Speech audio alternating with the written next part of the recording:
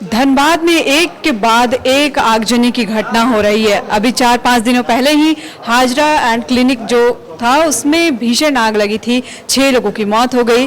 वह घटना अभी चर्चा में ही थी कि तुरंत बाद मंगलवार की शाम धनबाद में ही एक और बड़ी भीषण आग की घटना घटी।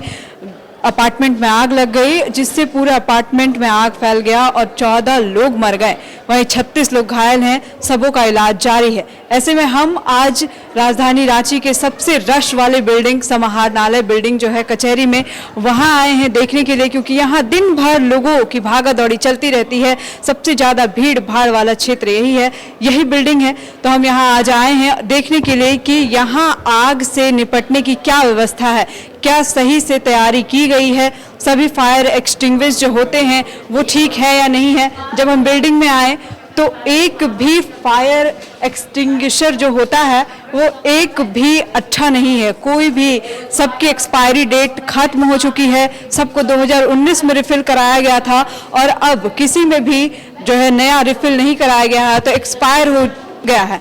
हम इसके बाद कई विभाग में भी, यहाँ जो एनडीसी विभाग जो इस आग नियंत्रण को देखता है, इस मामले को देखता है, पहले हम वहाँ पहुँचे तो वहाँ के अधिकारी ने हमें कहा कि हमने 30 तारीख को भेज दिया था प्रपोजल, अब हमें 31 तारीख को उसका जवाब आ गया है, तो इस पर प्रक्रिया जारी है। यानी अब जब आगजनी की घटना हो रही है तब जाकर इस पर संज्ञान लिया जा रहा है, यानी लोग घटना होने का इंतजार कर रहे हैं। उसके बाद भी हमने और जानकारी देनी चाहिए कि कब तक लग जाएगी सिलेंडर या कब तक आगे की प्रक्रिया पूरी हो जाएगी, तो उसके लिए भी कोई भी अधिकारी एनडीसी विभाग से बात करने को तैयार नहीं है।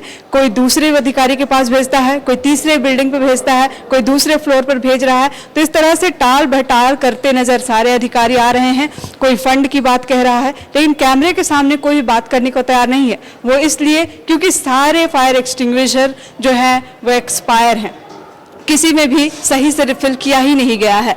बाकी जो व्यवस्था है आग से निपटने की, उसमें भी कोई बहुत अच्छी व्यवस्था हमें यहाँ दिखी नहीं। तो कभी भी आग लगती है या कभी भी आगजनी की घटना होती है तो इस बिल्डिंग में एक बड़ा हताहत जो है वो देखने को मिल सकता है, क्योंकि व्यवस्था आग से निपटने की नहीं की गई है। हम आपको यहाँ के तमाम जितने भी फायर एक्सटिंग्विशर है वो दिखाने की कोशिश करेंगे कि सब में एक्सपायरी डेट जो है वो खत्म हो गया है।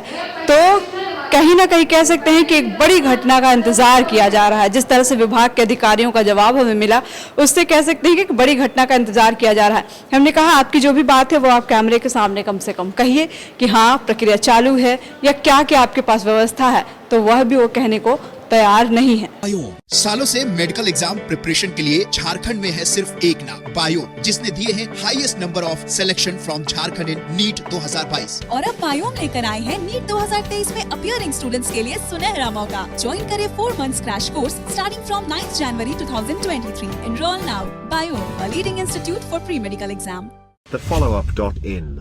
Like, share, and subscribe. www.thefollowup.in